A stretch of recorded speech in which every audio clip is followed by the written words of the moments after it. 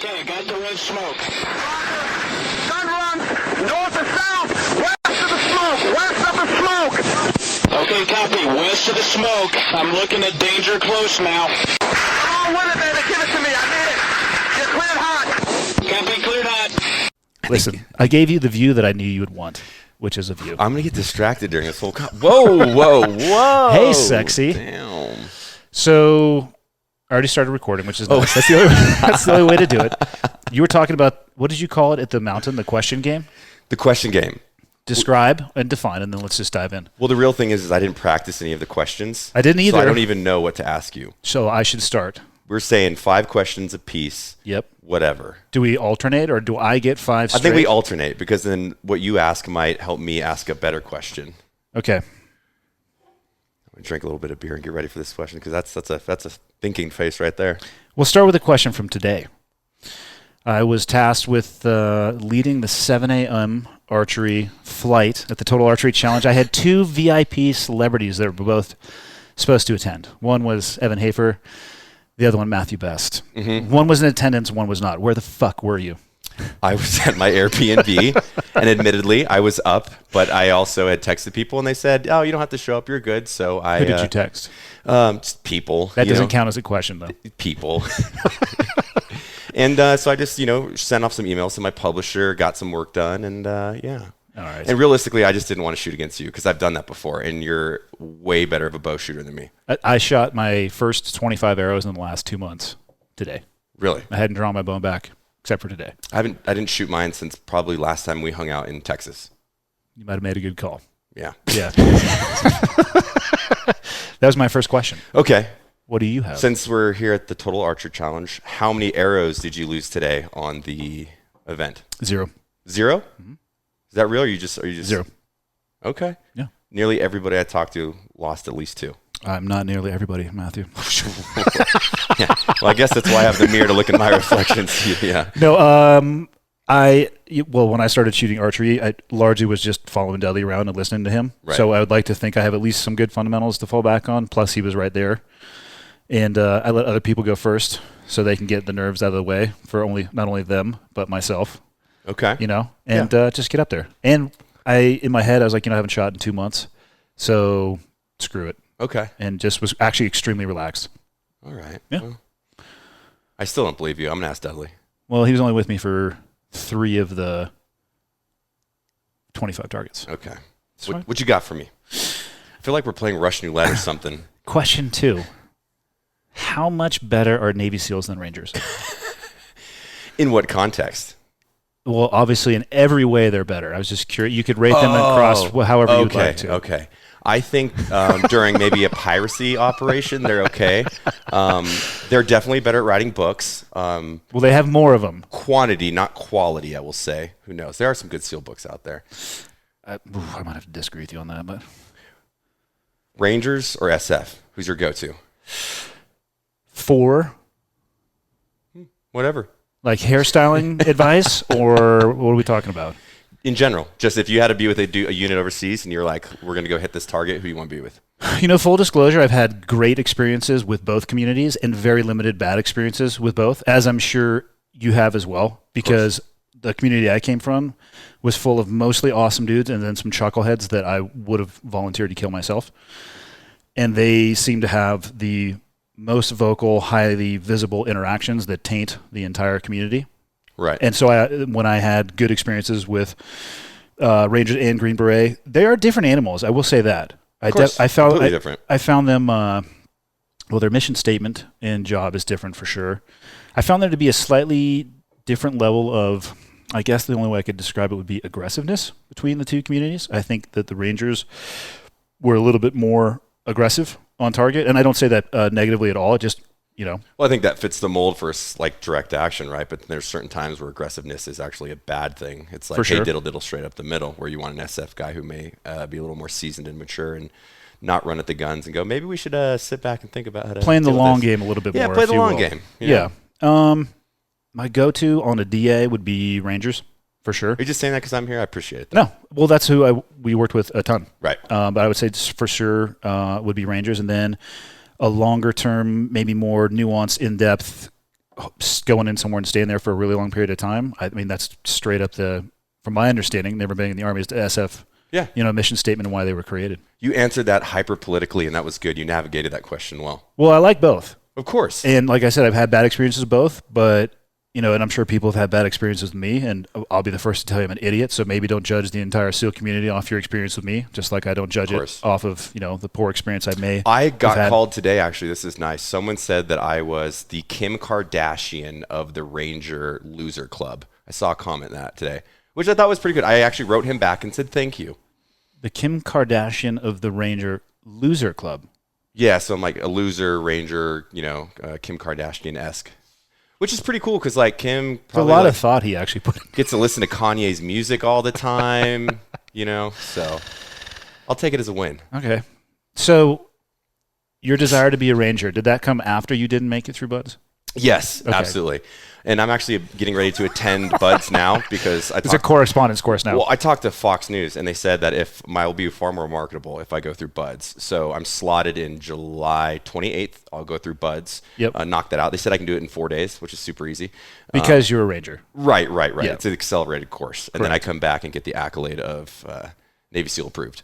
It's like, when colleges give degrees to people that didn't actually attend. Yeah, like Will Ferrell. Yeah. He's a doctor. And I'm completely lying with everything I'm saying right now. Yeah, for people who are in the audio-only format of this, they're going to be like, oh, my God. No, it's just a joke. Just a joke. Nothing we've said so far is really serious. Which is funny because I wrote a book and I've done a movie before. And so I really can't make any more SEAL jokes on the internet anymore. I mean, I probably will. But I'll make them for you. I'll just make fun of myself. I'll take that. It's easier. That was 3 questions for me. You have 3 remaining. Oh, Lord. What is the scaredest you've been in your whole entire life? Ooh. Or how about this? Was it in war or was it as a civilian, whether that was seeing a loss of like a family member or, base jumping or having a malfunction on a parachute? Not retrospectively, though, in the moment. I had... I told this story on a couple of podcasts. I had the worst jumping experience of my life was taking an interpreter on a tandem into Afghanistan at night, high altitude, fully blacked out. After the attempted jump, I was attempted. Well, I mean, we did the jump. Okay. We landed nowhere near where we were supposed to because it turned into what can only be described as a complete and utter shit show. And he had never been in an airplane. It was wintertime. I was wearing most of the cold weather clothing that I had ever been issued. He was not. He was wearing traditional footwear with wool socks and a man dress. Nice. In a tandem harness with my rucksack and weapon and O2 and all that stuff. And there was a 2-person stack getting ready to go out the door. I was in the back of the first one so I could waddle up and be the last guy out of the plane as the other stack had gone out. And the ramp came down and it was like suspended dust in the air. It looked almost like pea soup under nods. I don't know how much of that he could have seen. But as the first person exited the flying device, which was this is his first time in one of those, he decided he did not want to be a part of that evolution and began actively resisting in every way possible. He was taller than me. He put his feet out in front. He was grabbing for the side of it. Have you ever seen that video of that grandma that didn't or the lady that didn't want to get out of the plane, but they almost had a complete failure of the harness? Yeah, she almost fell out of the harness. That's what I'm envisioning. He did not almost come out of the harness. We had a completely unstable exit. Fortunately, I had a guy setting my drogue for me because we went out just completely spinning like a top, feet first. The drogue, I felt the drogue snatch. I deployed the parachute. It was completely spun up, and I got out of that. And he, at times, decided that he wanted to fly, so he would hand over hand up the toggles. The interpreter would? He would, yeah. Oh. He completely filled up his oxygen mask with vomit, and it started coming out the ejection port, covering me. I didn't realize it at the time. I just thought we were going through like a cloud or moisture. So I was trying to play with my GPS.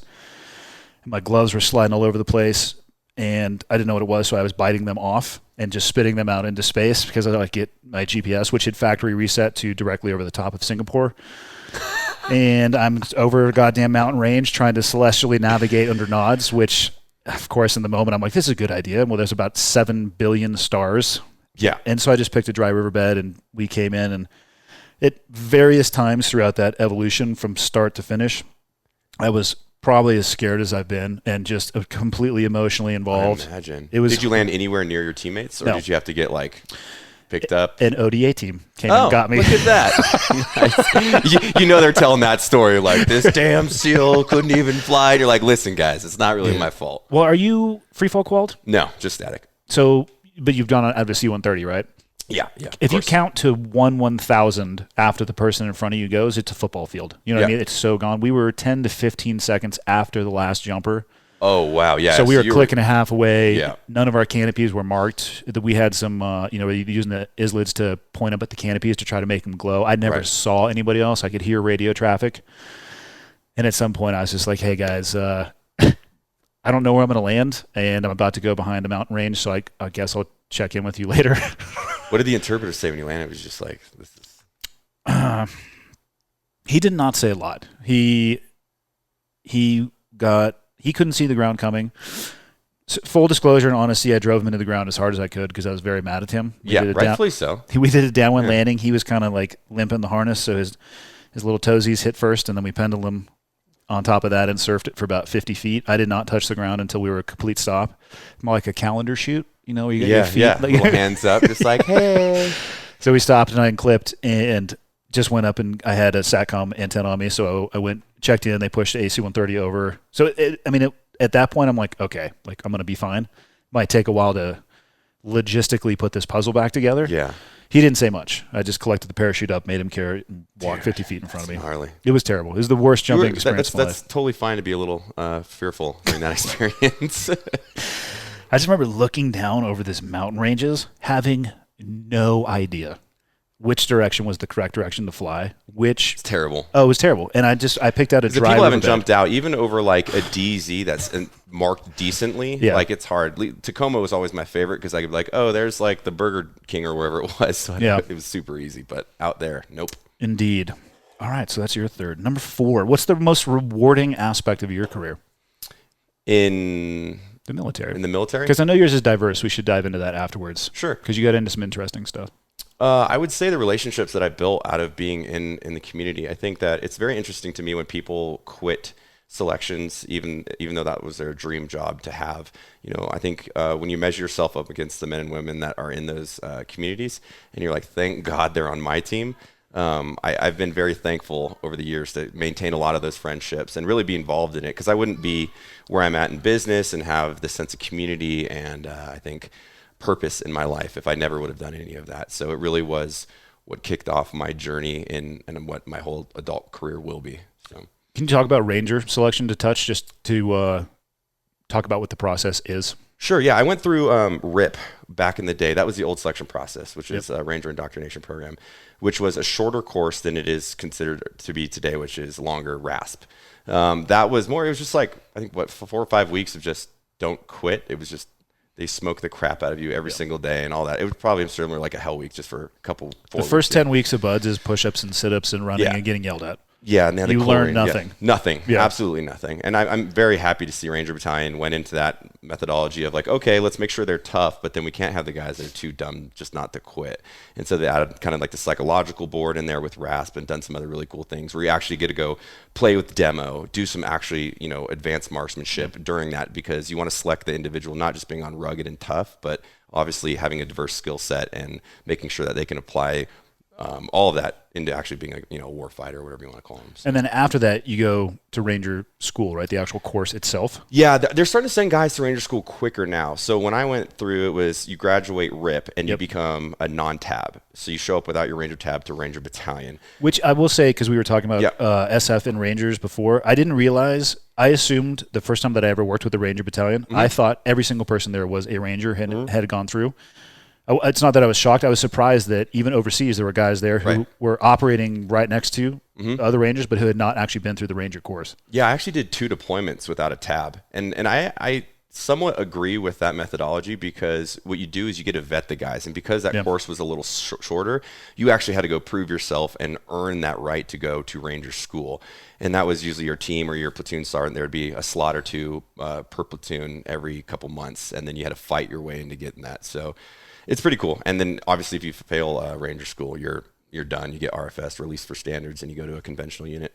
So it's when you head off to Ranger School, it's kind of terrifying, because you're like, if I mess this up or I get kicked out for dipping when I shouldn't be, you're down the road. How many of the guys end up not making it through if they've gone through RIP and done some time? I would venture to say 90%, 95% of the guys graduate from Ranger school. And then you have like obviously the medical guys that break their leg or, whatever. Well, if you get to operate in the community first a little bit, you'd get to see the fruit of the tree. Dude, it was so easy when I went to Ranger school because they don't try to get you to quit. All they're doing is forcing you to be stressed and then make leadership decisions under that stress. Yep.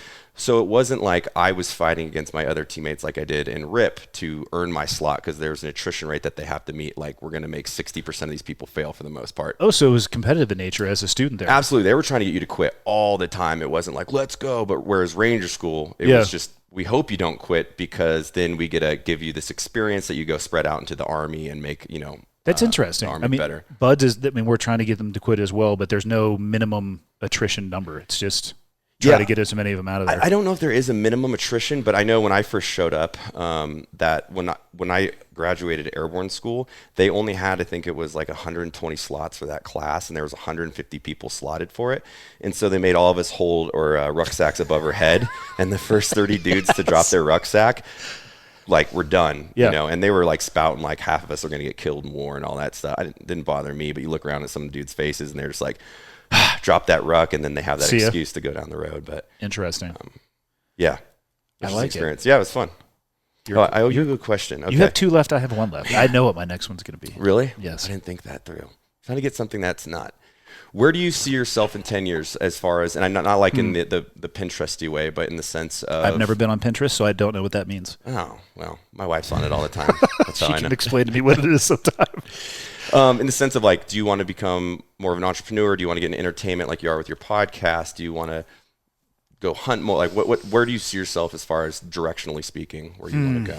This is actually a question I ask myself because I do a variety of different things. There's the athlete endorsement ambassador aspect, right, which involves me personally physically going and doing things and capturing content from that, which is enjoyable, but also you have to recognize that there's a shelf life on that too. You can't do it forever. Of course. I do quite a bit of public speaking, which I enjoy, but that is also me physically standing there doing that. But I find that to be very impactful for the people. Is that more leadership? And most of the time it's based on, it's all this stuff that you and I, maybe we didn't inherently know or have as a person when we went into the military in our different communities, but it's all of the leadership principles and philosophies, how to structure a team, manage a team, lead it, like all that. Right. It's not rocket surgery by any stretch of the imagination. I love rocket surgery. That's great. Yeah. But the backgrounds give you legitimacy when you're talking in front of those audiences, so they'll actually pay attention. I've seen it time and time again where I'll literally say the same thing where one of their executives says it, and they'll go, "Oh." Right. Dude. But I also understand because my children don't listen to me. So, but they might listen to their teacher or their coach. So I kind of understand that. The podcast thing, I actually guess I didn't even think of it as entertainment. I started it because Joe was like, "Hey man, you should start a podcast."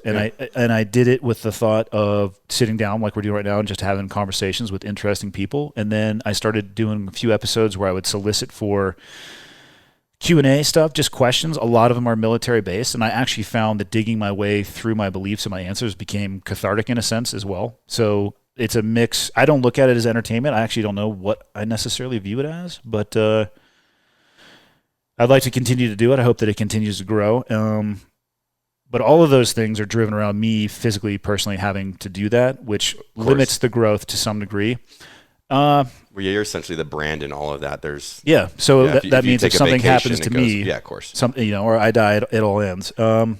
Which I want to talk on that a little bit. It's very interesting, the psychology behind that a little bit, because I would say 2 years ago, I think if the key service members of like Black Rifle Coffee passed, the company kind of went with it. Yeah. And it was a very bizarre thing to kind of sit down and conceptualize how to move the brand forward without key service members being solely reliant to make the brand successful, because inevitably we're going to die. It's just when. Or move on and have another passion. Right. Who knows? I could walk out here in Park City and get hit by a semi and then bye, Matt. So it's been interesting to see how you have to kind of step away from things and then let other people take the reins and let the brand be powerful rather than just reliant on a personal brand per se.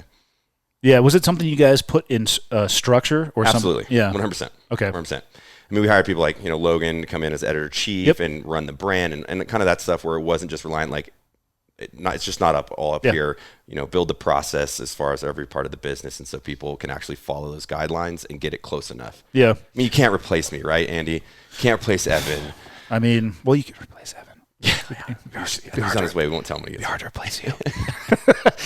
Yeah, but so it is interesting because I think about that, and also, everybody's star probably has a certain, however you want to describe it, their rocket ship or their star. It's going to have an apex. Yeah, of course. So there's a shelf life in everything. Yeah, man. Can't be a pro fighter forever. Can't be a pro athlete. You can't. And I don't want to find myself on the other end of that, trying to scrap it together. So I guess, I don't know where I want to be in 10 years. My goal for this year is to try to do more with less. So say no to more things, whereas I used to say yes to just about everything because in my head I was thinking opportunity. Right. But it really was more of an opportunity for me to waste my time in a lot of directions that weren't probably beneficial. I look at what you guys have. You guys have infrastructure. You guys have buildings. You have all that stuff. So there's additional aspects of what you guys do in comparison to what I do. I don't know if I'm tooled to do the type of stuff that you guys do. You're creative as hell. Thank you. And I know you guys have multiple. Black Rifle is one of the things that you do. So you guys have a lot of diversity in that. I don't actually think I would thrive in that environment. I don't know if I would be very good at an idea bringing a product to sale to consumer. So I guess that's a long way of saying I don't know. I know what I like doing the most. That's fair though, right? It's okay not to know. I think everybody gets so stuck on like what it's nice to kind of test the waters of 100 different things, and maybe you finally find a thing that man, this is going to be my new hobby. So totally fine. Yeah, I can tell you the things I don't want to do: sit in an office, right? Wear a suit and tie all day long. Have to manage a team of people that I don't get to pick or select. I'm out. I would rather do anything other than that. Yeah, I'd probably live in a van if it came to that. So, final question: what's the biggest mistake in your life? I have a joke response to that reminded me of. I was 4 years old, and I'll tell a real one after, I think. I was going to say, there's no way you remember anything from when you were 4. I do remember this. I was 4 years old, and surprisingly enough, it actually taught me a life lesson. My dad took me and my family to SeaWorld, and Shamu was the shit back then, right? Yeah. Shamu, like the original OG. How old are you? 32. So he was definitely the shit back then. Yeah, it was. Yeah. Shamu was cool. Back when before Blackfish. Yeah, and the whole crowd of people were watching Shamu, and the whatever they call the animal trainer looks up and goes, "You come on down." They're running around with their headsets on. Pet Shamu. I was so terrified. I was like, nope. And my dad was like, "You're gonna regret this." Nope. And then by the time they picked another kid, and the kid was petting Shamu, I'm like, man, I am a pussy. I don't know why it stuck with me until current age right now. But as far as real biggest mistake, I think that's a loaded question. I think I've made lots and lots of mistakes. I make mistakes every day, but you learn from them. Biggest regret other than Shamu? That's hard. It's hyper dependent on what part of my life. If you would have said that 5 years ago, or 6 years ago, I probably would have said getting out of the military. I wish I would have made it a career. But now I wouldn't be in the position I am in and have the influence that I have and kind of trying to do the mission that I truly believe in and committed my whole life to. So it's weird. Sometimes those mistakes are uprooting and they jar you, but they kind of put you on a path. You just kind of knock everything down with a machete, and then you find where you really want to go with your life. So I don't know if I look back and said I really really fucked something up. I can cuss on your podcast. We're good? It's the internet, man. Okay. I think I did 4 seconds in. So perfect. Yeah.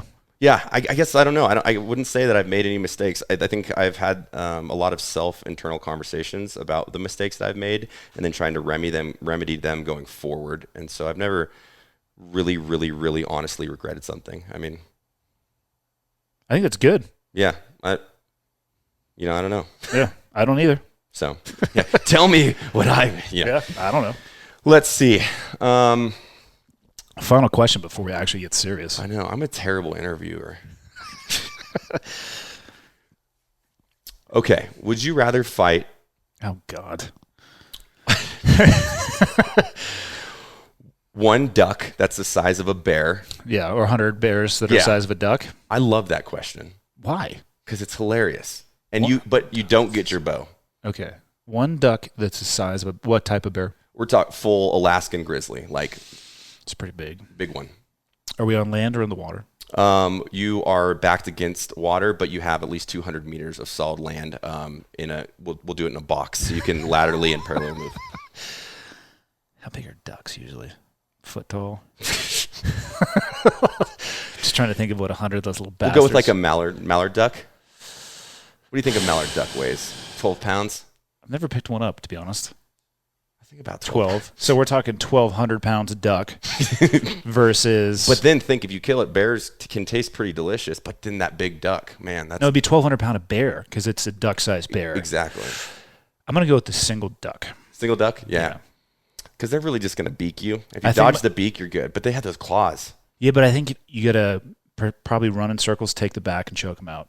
That's what I think would be strong. Hoist Gracie him, just whatever you can do. I don't know how big a bear-sized duck neck would be, but I think that would be the jam. Okay. Yeah. That's fair. I'd probably go with the same thing. One enemy.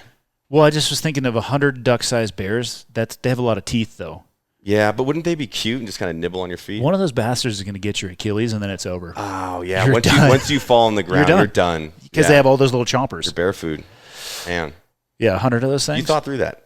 I tried to. Yeah, I'll go with at least a one-on-one on. That's why you're a smart guy. You actually thought about the issue and worked through it. It was good. 100 bear kumite, nobody's walking out of that alive. No. Death.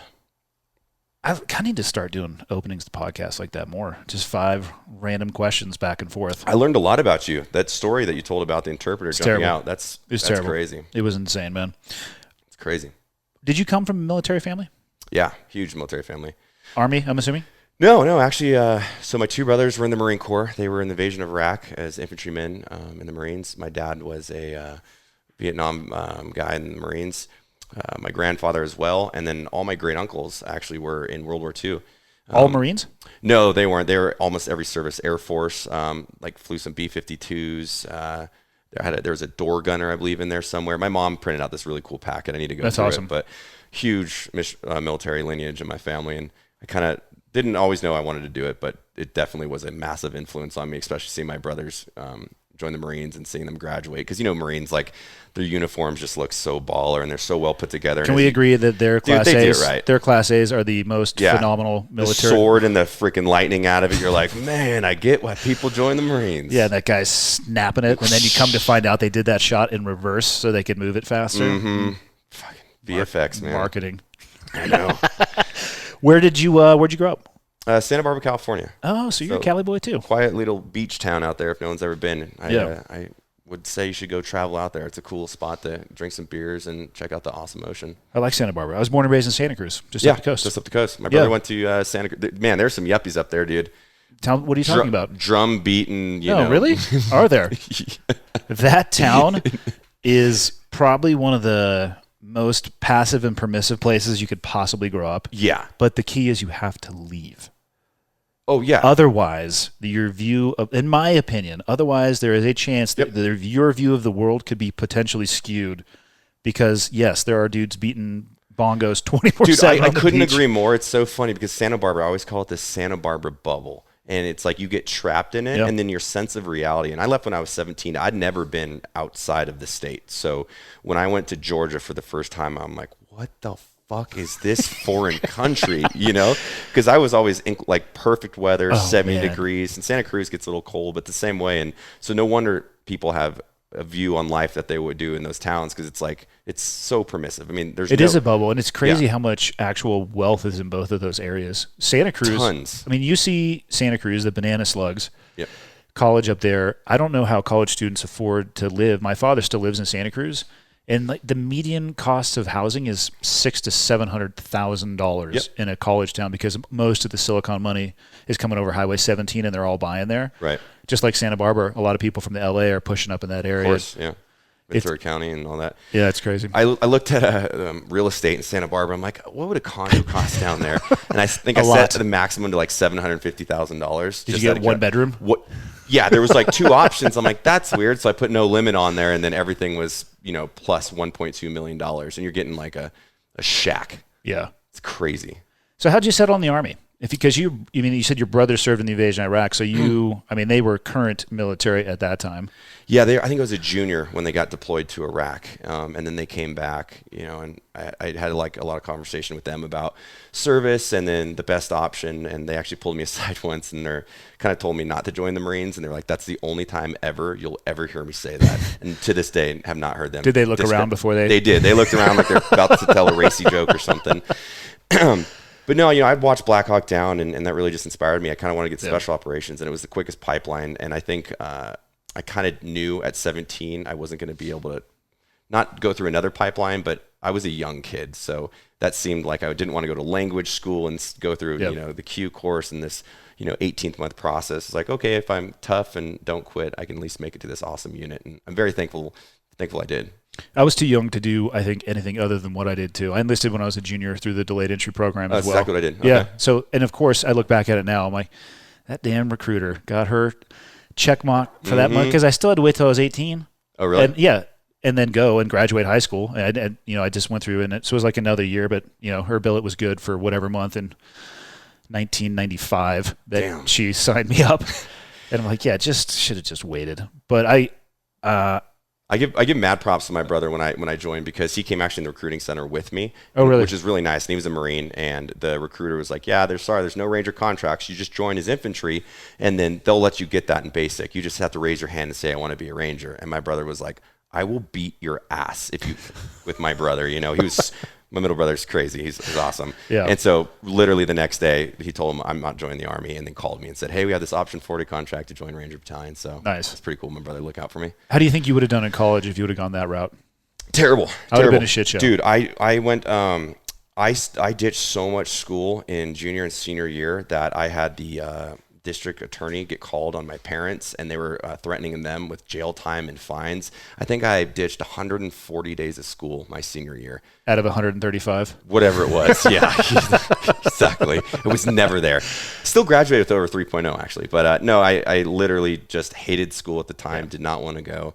And you knew you were going to go into the Army. And once I picked I was going to join the Army, it was like, bye, Felicia. I was just going and getting drunk and eating burritos on the beach every day. As soon as I knew and I had signed my paperwork, like I was watching my friends study for their SAT. I never took the SATs. I never studied for them. And in hindsight, it's like, wow, I did not know the injury rate at Buds. I did not really understand the odds of making it through and not having a setback. I'm like, you got so lucky, kid. It's pretty awesome to be young and dumb and stubborn. Because, you look back, you're like, man, if I would have broke my ankle, I would have ended up in this whatever unit. Stepped in a hole by accident. Never would have had a good experience.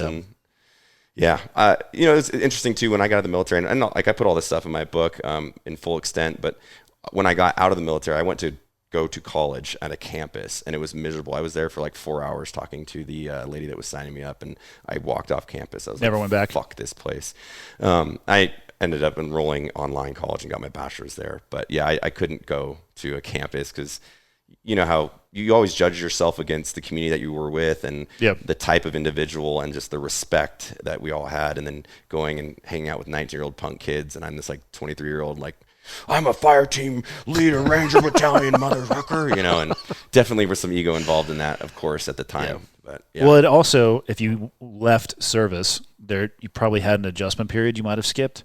Yeah, toning it back, shifting the race car back into third gear instead of fifth. No, I got to California 2 months after I got back from a deployment, my last deployment, which was by far my most intensive one. So, how long were you in for? Only 4 years. Okay, but talk me through. So you went to boot camp, you went through RIP. What year was that?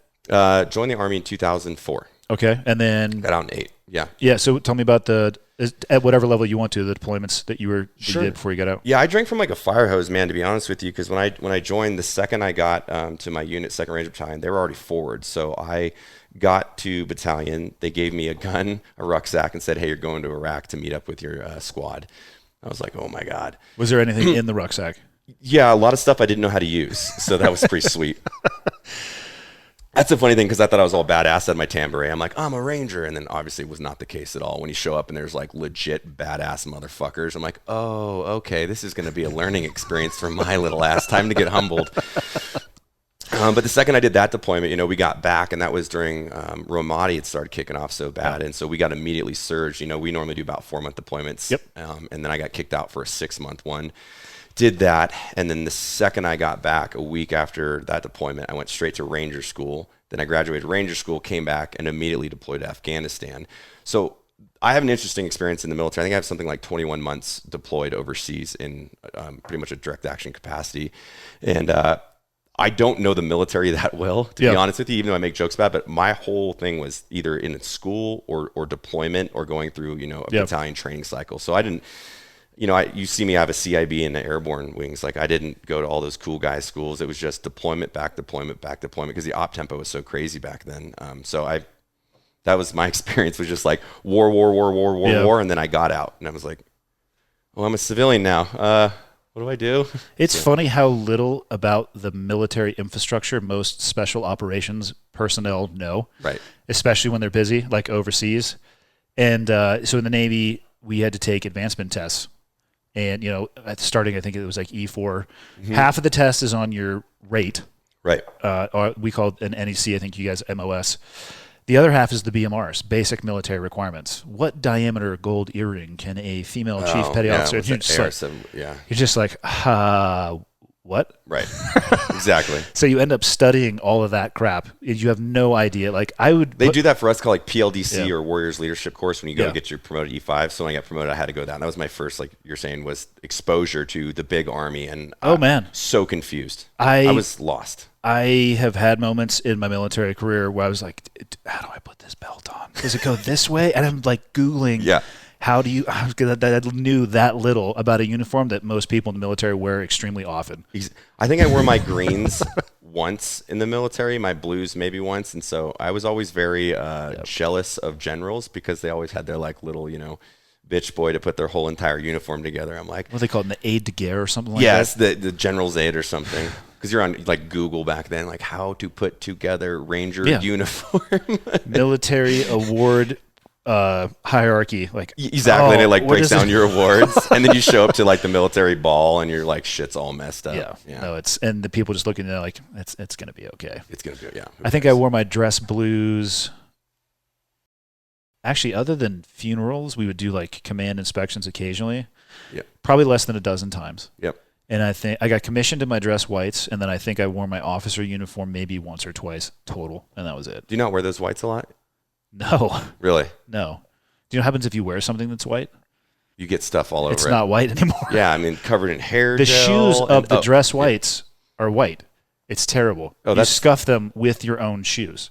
Of course. Yeah. No, there's no reason to do it. And just walking like saran wrap over, just like, get away from me. Yeah, if you're buying white shoe polish, something's gone wrong in your life.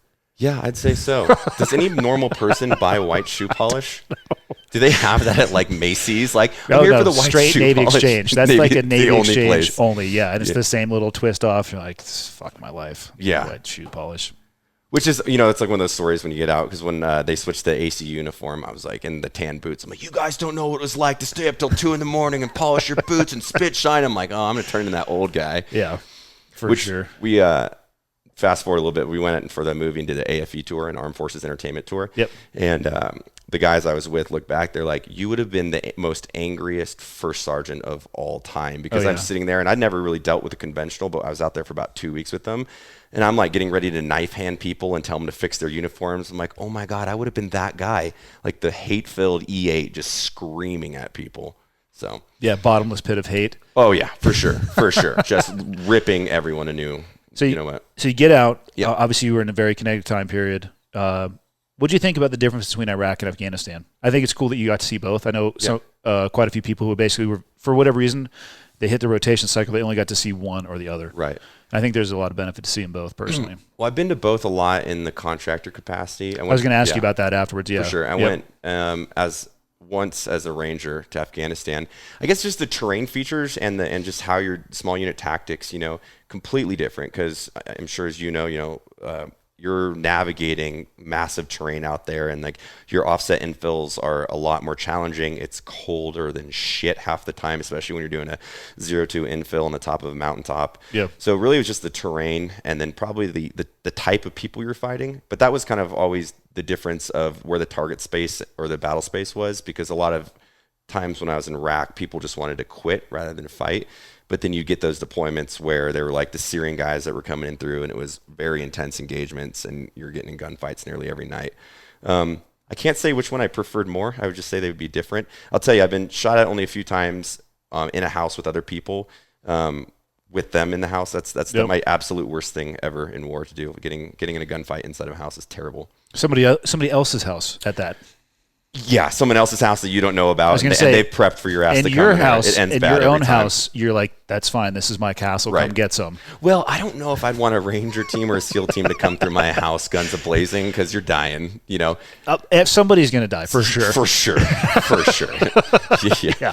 It's going to get ugly, but because I don't like most people. Not to tell war stories, but I don't think they get the overpressure that is associated with a machine gun going off in a building. I mean, even when you're doing training cycles and your buddy doesn't put the barrel out the door, you're like, come on, a-hole. You're going to give me TBI from, all the overpressure that bounces off the walls. Or even small, door pop or breaching charges or all the different angles. I mean, I've been around where I thought were safe corners and just got completely detonated by shockwaves, just flattened on my ass. That's something I don't talk about a lot, but I put it in the book too. But I was a master breacher, so I went to Arctic and master breacher at Range of Time, which is the highest level of demo that we really do out there. So I was always the team leader going in and building the crazy charges and blowing down doors and eating that overpressure for a life. Hey guys, get back. Dude, they made us do that in the Arctic, and we sit there and we had to stand in the hallway and eat a charge. Just to feel it? Dude, and I'm like, ow. Because you know how it fucking multiplies as it comes down? They're like, all right, stand up again, eat another one. I'm like, no, I get it. I'm tough.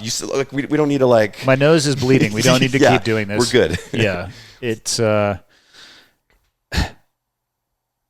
I was never like a master breacher, but I'd usually be up on the security element, like holding it, coming back. And I remember one night very specifically, I turned around and all the good hiding spots are just occupied. Yep. And I just balled up in the corridor. I'm just like, just do it. Just do it. Here it comes.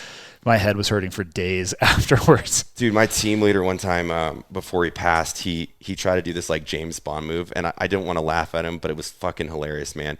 So we're trying to get into the breach, and he's got an ECT charge, and he's come off it, and he tries to do this like sexy cool guy spin move because we had to get in the building really fast. We had squirters. His backpack gets caught, and as he initiates his command and all I see him just, and he just goes like limp on the ground. I'm like, ooh, we had to step over him and shoot in. And he was fine. He got bruised up real bad by the rubber back of the charge, but. I don't know why watching stuff like that is so awesome, but I could do it all day. Once you know they're okay, it's super comical, and you're like, how'd that charge feel? And they're like, can't go on missions for 3 days because they have a concussion. There's nothing funnier than one of your best friends almost dying. 100%. Yeah. It's as awesome. long as they don't actually die, it's hilarious. Then it's not fun anymore.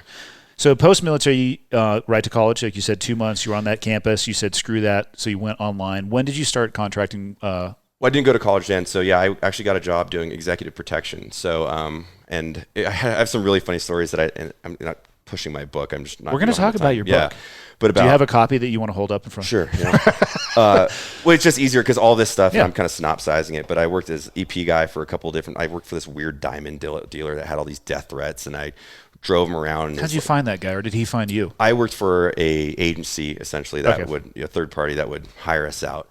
And they'd pick, like, I want the younger special operations guy. It'd be cool, though. I would just drive his car around. He'd take me to 5-star restaurants with his fiance. They'd get, like, in arguments, and I'm sitting at the table, like, twiddling my thumbs, like, okay, no threat here. Just hashtag awkward. Yeah, and then like one of them would go to the bathroom, like, he is an asshole, right? I'm like, ma'am, I'm sure you guys will figure it out. I'm like, well, God, I'm a therapist now. I'm not protecting anybody. And I'm this like, is your early 20s, right? Like, what's happening to my life? Exactly. Yeah. So that was weird, but I worked for some fun stuff and had a couple cool experiences. But ultimately, I was just super mad at the world and hated it. I felt like I had no purpose.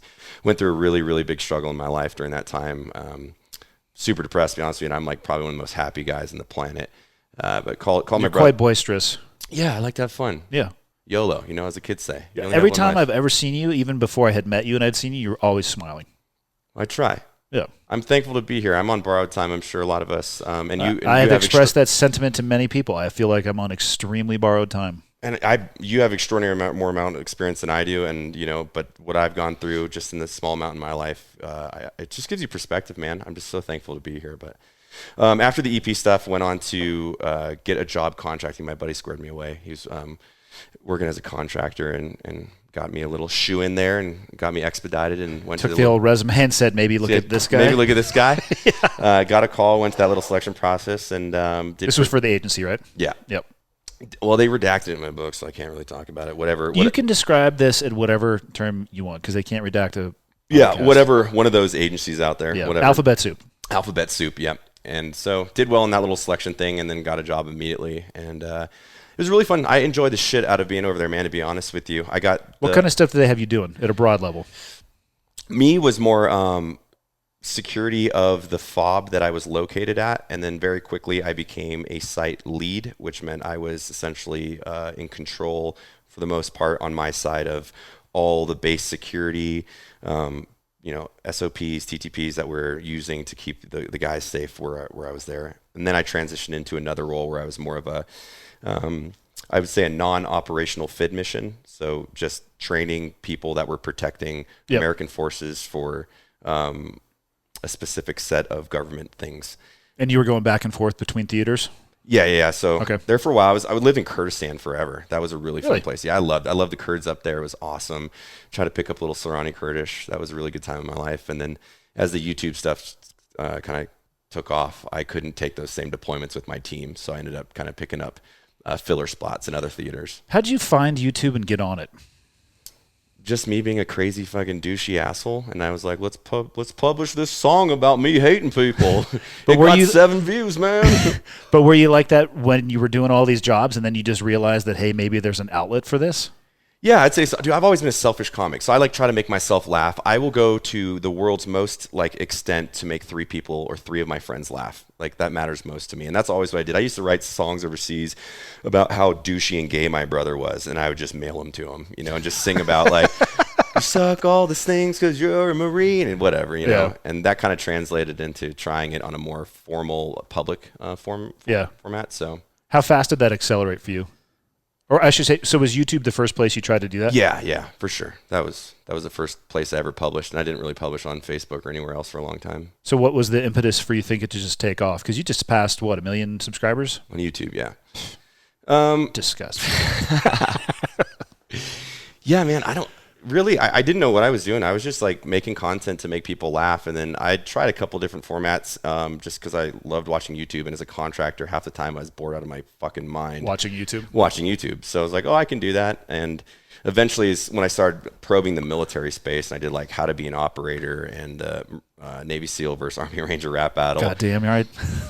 I think up until that time, there really wasn't a comedic approach to our community. It was all kind of chest beating, like I told you, there is a segment of our community that's not made fun of enough, and it is the veteran community. It agree. is ripe for the taking. You gotta fucking laugh at yourself, Plus, we do some incredibly dumb shit. Absolutely. I've done. I'm not even saying they have. I've done the incredibly dumb shit. I've been there and in charge of the dumb shit occasionally. Yeah, it's terrible. I think because everybody through Hollywood romanticizes the veteran community and special operations community, and they think that they're these war gods that don't cry and don't bleed, and you're not the case at all. We're just normal humans doing a fairly exceptional job, and you're a human, you make mistakes. And I think that I try to put that into the humor and the content that I was creating for once to go, in How to Be an Operator, I chug a bottle of fucking Jameson. I go, cheers to you, PTSD. Who makes that joke? No one made that joke. And I didn't know how it'd be received, but it was received really well. People were like, oh my God, there's a crazy bastard out there just like me who has the same form of, team room talk that we all did back in the day. So I think it did well for itself. And you see a lot more of it now. I've had quite a few of the new influencers come up and say they started watching my content and paved their way for them to start publishing. So for better or for worse, that exists now, which is pretty cool. And did that lead to, so you're contracting, you're doing that. What was your first entrepreneurial, unless you consider YouTube to be that business that you started? Yeah, I wouldn't say it was necessarily. I mean, you do you get ad revenue and all of that, but I really got offset when they had these things called multi-channel networks. They were all these agents and people trying to burn me down to kind of do shared revenue across your YouTube platforms, which meant you and I would partner up and we'd all cross promote, but then all that revenue goes into a third party agency, and then they pay out whatever, but they own your intellectual property, they own your brand and all that. And early on when I met Jerry Taylor, dude, this sounds stupid. I don't want anybody to tell me what the fuck I'm doing, especially when it was just a hobby at the time. fortunately for that kind of bred us into the idea of creating an apparel company and saying, man, we make all these jokes on the internet. What if we just take snippets of those, apply them to a funny T-shirt where people can walk around and one-liners, man. Yeah, one-liners, exactly. Yeah. One of them, what was it back in the day? Fort Bragg, where even the STDs are airborne. You know, like it's just because there's such a small segment of people that will get that, but the ones that do will buy 10. Exactly. And it's just fun, you know, and you see people like, I love this shirt, dude. They're like, I got chlamydia from this stripper. And you're like, oh, I'm glad that resonated with you, man. Hey, what do you say? Congratulations. Are you clean now? Yeah, did you get that taken care of? Yeah. Jeez. And then what was after that? Because obviously you're a huge part of Black Rifle as well. Yeah. I'll just let you explain all the ridiculous entrepreneurial things that you're involved with. Yeah, so I did the apparel company, and then that was growing. We hired a bunch of people got them on board, and then came up with the idea to do a whiskey company, so a bourbon spirits company. Had some last night. Leadslinger whiskey, yeah, it's good. You know, that's a grind. I would suggest not starting a liquor company unless you like losing money and hating your life half the time. What's the worst part about it? Just because how regulated it is, you know, because the essence of going direct to consumer and creating that demand and then supplying it is absolutely wonderful with shirts and commodities and a CPG company. But then when you have an alcohol-based company, you're going through licensing and then state licensing, and and then you have to have, you know, someone that's going to actually distribute it in that state. And it's competitive. I mean, we lost accounts because Jack Daniel was like, oh, they're pro-America. Not them specifically. I'm just saying large entities like that just call and say, no, you're not going to pick them up as a distributor. Really? Sorry, and they'll never call you back. Yeah, hyper challenging. But I guess, you know, if you get it going for about 10 years, that's really when you start to see success because you've kind of weathered the storm and you're more of a mature company at that point. That's a long road to hoe. We're at 7 now, so we're almost there. Yeah. We'll see. And then from there, you know, I linked up with Evan, who's a crazy bastard who I love, my business husband. And he had a couple ventures going off on his own little crazy things with rafting trips. And he loves himself some rafts. He loves Idaho. And fishing. And fishing and all that. He had a crowdsourcing company actually back in the day, and we partnered with him to help him raise awareness for it because the thought behind it was really cool. It was all only veteran businesses, and then we would supply kind of a website for them to promote their product and hopefully raise capital for them to be able to create their product or whatever it was. That failed. And really that at that point, Evan's like, dude, I love coffee. It's like my whole entire life's passion. Can I roast you guys some coffee for my apparel company? And Jared and I were like, that's awesome, man. Let's call it Freedom Roasters Coffee. We launched that, I believe that back in 2013. And that's when we sold about 500 bags, and we all kind of looked at each other like, this might be a viable business, you know? Yeah. And Evan, I bet they sold pretty quickly. Yeah, it only took like a week or two for 500 bags. I mean, at the time, that was a lot to us. Yeah. And Evan, you know, with his old job, had his Black Rifle sitting there in the work truck in a coffee. And in our infinite wisdom, we called it Black Rifle Coffee. Yep. And here we are today. That's when I came on full time and co-founded it with him and had a blast. Yeah. Yeah, you're definitely more entrepreneurial than myself. Which is awesome, though, because I like knowing people like you because I could ask you crazy off-the-wall questions if I ever went down that route. And I know that you would either know the answer or have the network of people that have probably made the 10 mistakes that I'm in line to make and hopefully can course correct. I would say within reason, though. I mean, I wouldn't say that I'm the best at business in the game of business. And that's kind of one of those things you like focus on core competencies where I'm kind of that ideator, creative guy that really focuses on what can we do next? Where's the different sales channels? How do we, you know, do all this crazy shit? And then you have to build that team, which is really when I found Evan. He's this guy that just executes and he's super action orientated. Orientated. I always mess that word up. I knew what you meant. Yeah, it's okay. It's oriented. By the way, when I read my audiobook, I realized how much of the English language I cannot speak. It is hilarious. The guy was like, is this your first language? He was messing with me. But finding those people that can support you in your endeavors is absolutely important because if you have 6 creatives, like if Jared and I ran a business together, it'd probably burn down. I mean, we'd be successful for like a month, you know, and then just there's no infrastructure. You know, you got to build that enterprise. And I've transitioned to that a lot more than being the crazy creative guy, but you definitely have to have that team. Where'd the movie come in all this?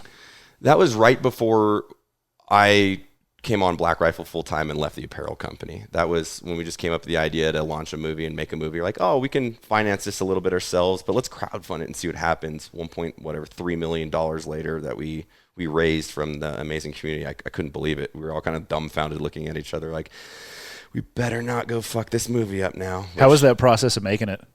It's not much unlike YouTube videos. It's just a longer format, you know, they're pre-production. More of them slammed together. Yeah. And then I'm obviously like shooting in LA was a fucking nightmare because everything you need a license and there's SAG is involved and then you have to have craft services for the extras, like all that I never knew about, but it was a good learning process. It seems like a lot of that stuff would dig into that 1.3 million pretty quick too. Oh, it eats a fucking giant hole in it. Yeah. So quick. Like wherever you get like, let's go film at this gas station, $50,000 for 2 days. You're like, oh man, that $1.3 million is not looking like a lot. And then especially when you want to get A-lister actors on there, which we had some really amazing talent in the movie. I mean, it slices away that budget. I mean, you guys had Brian Callen in there for a piece, right? Yeah, Brian Callen, great. And Brent Schaub there on the gate guards in the movie. Yeah, which is perfect. He knows absolutely nothing about anything that goes boom. And I've told him this to his face many times. He's hilarious. Yeah, I've hung out with Brian a little bit. He actually ad-libbed the line that he said the gate wouldn't work, and he was struggling with it because he's kind of like a petite human. You know? He's the size of a well-muscled female. Exactly. That's a nice, kind statement. He's like, the gate's broken, the gate. And actually made the cut of the movie. I went on his podcast, Fighter and the Kid, way back when for the movie, and we talked about the worst animals to fight. It was a very interesting conversation. He said a gorilla would be the worst because it'd rip your face apart. He has no experience fighting any animals. That's what I thought, but he really knows how to fake a good conversation. I've had him on my podcast, and I started a series on the podcast that I need to start doing again called Tactical Assholes, where I basically just fillet military movies. Yep. I'm going to do an episode where I play clips for Brian and allow him the first at-bat. Oh, and then just that's great. Crucify him and the movie. Right. Because he's terrible. But he's so funny, you know, his commentary is going to be so awesome. That's why I want to do it. And it's when I had him on the podcast, we talked about some gun stuff, and I opened like the read, and I'm like, listen, Brian is a comedian. If you take what he is saying to be seriously, you're going to hate this human being. Right. So just remember, comedic. Yeah, because you'd be like, pull out that small-ass mag and put a chainsaw on the front of your gun. That's how you kill terrorists. Yeah, pretty much. Chase him out in the street. It's like, oh, he's just joking, people. He's just kidding. He's the best. So did the movie perform as well as you guys wanted it to?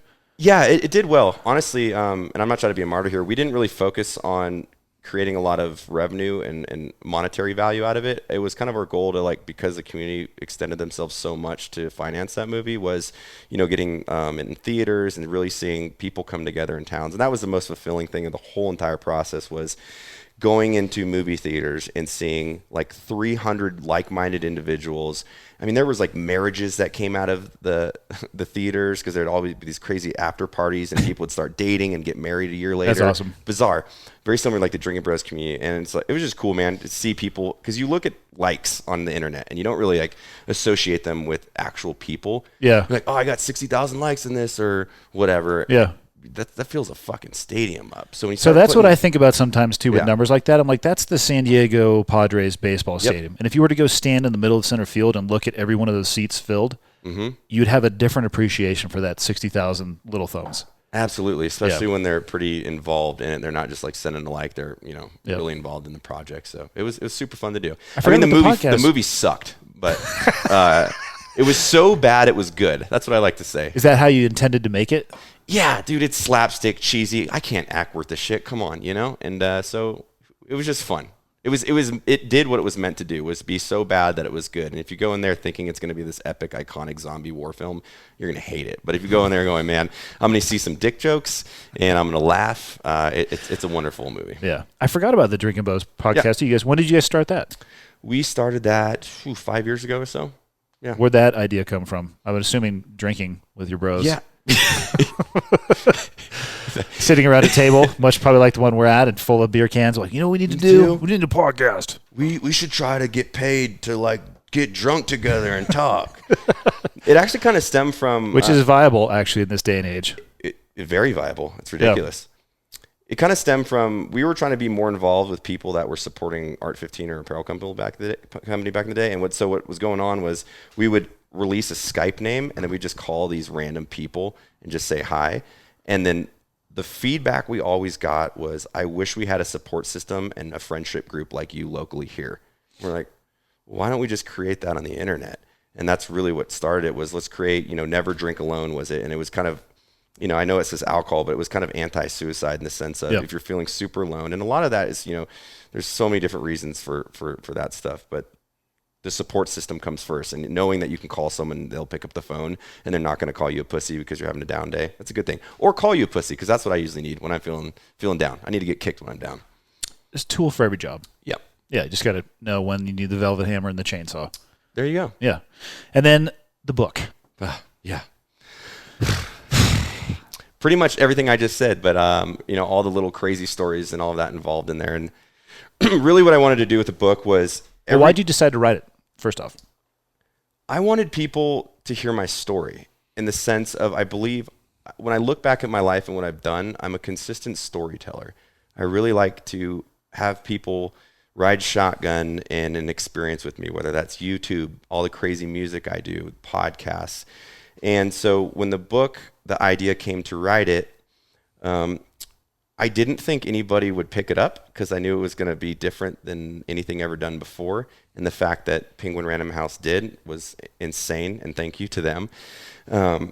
But just like YouTube back in the day, no one was making those jokes about war is kind of funny because it's so fucked up. Yeah. And I kind of wanted to put that in my book where, again, we're not demigods. Like, I've walked into rooms thinking I'm a badass team leader, caught my nods on the top of like a prayer mat and backflipped into a room and be like, room clear. And I got my nose busted open from my helmet. Like, that shit's funny.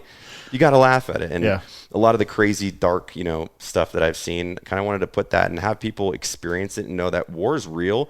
It's dark. It's fucked up, but it's kind of humor through horror. What got me through all of that was my community, my brothers to my fucking left and right. I know it sounds cliche. And then the humor. Going back to the team room, like, dude, did you see that dude's head cave in? Like, it's crazy, right? Yeah. But those conversations absolutely happen. It's a coping mechanism, and I think that people don't want to touch that. You can't say that. You can't. Why not? I want to say it. And if the people read this book, get good information out of it, and it resonates with them, and they go, man, this guy kind of thinks just like me. I think it's great. So we've been at this an hour, and we've referenced the book. You should probably, as a marketer, say what the name of it is. Thank you for my service. 1 hour in, we nailed it. Where's this book? No, yeah. Why'd you decide to call it that?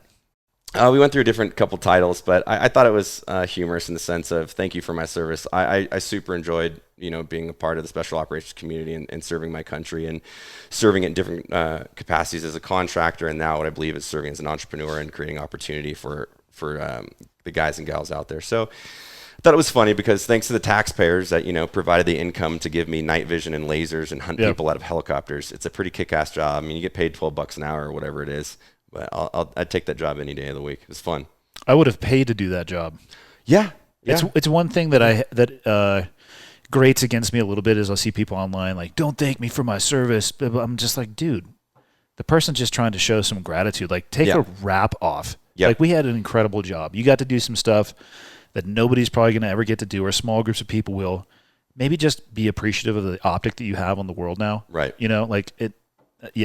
Well, and that you just can't get triggered about that stuff. Like, it comes from a reverent place when people say thank you for your service. And then I've had a lot of people ask me, should I thank veterans for their service? And I'm like, I'm not the dude to ask that. I can only speak for myself. I don't need it. Thank you. And that's where it really stemmed from. Thank you for my service. Well, how about I thank you because you were the guys that were supporting us overseas, sending care packages. And I was doing a job that I love with the guys and gals that I love. So, I mean, like, thank you. And obviously it's a comedy book for the most part. I mean, I think it'll make you laugh, cry, and probably shit yourself at one point in there.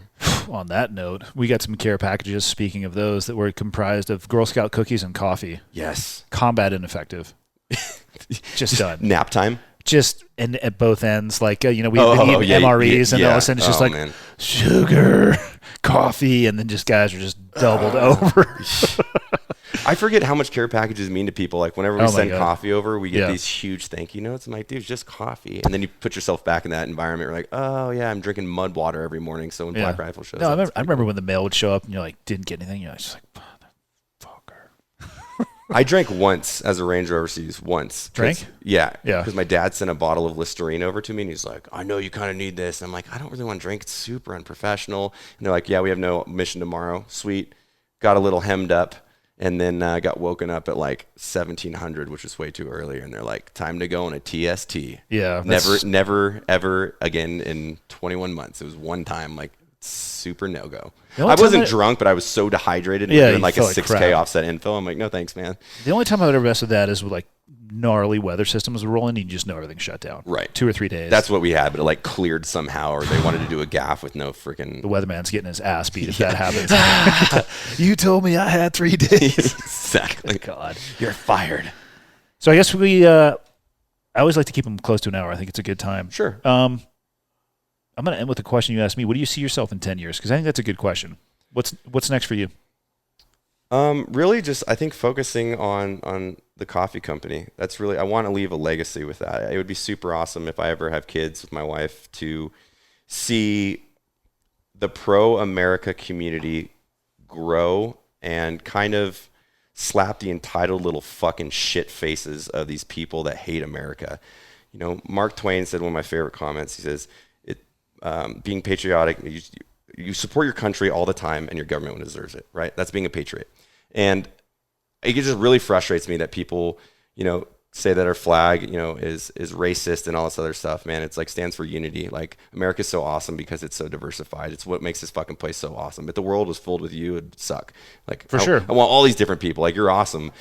And I think Black Rifle really stands for that. It stands for individual and personal freedom and sacrifice to ensure that we keep that. And that's really, I just want to keep growing that, and then with the franchise stuff that everybody kind of knows about. So I just see us running that into the ground as much as we can. I like it, man. Not into the ground, but like into the ground in the sense of brick and mortar and retail, that kind of ground. Not like nosediving an airplane. Yeah, just had to specify that. Yeah, it's clarify the metaphor just to make sure people are like, oh my God, they're driving it off the cliff. Yeah, exactly. Yeah.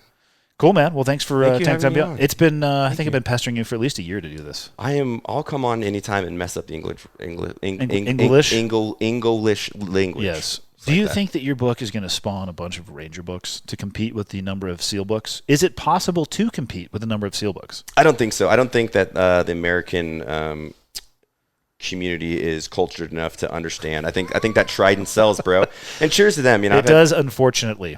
You know, for better or for worse. You know, I think all guys should explore and creatively vent and try to create a business however they want, even that's writing a book. But, you know. I just wish more of them used honesty in some of the things that were written, said, and portrayed. 100%. Yeah. If you're fucking making shit up, like, especially like war and like trying to make yourself into some fucking epic hero and you did shit. I'm like, if you want to write that, go read fucking Clint Romaché's book and read what a true fucking hero sounds like, you know, where he talks about the sacrifices of his friends and him being a Medal of Honor recipient. Read that book because that dude's epic. Not you lying about your shit. That's the perfect ending right there. And we're done.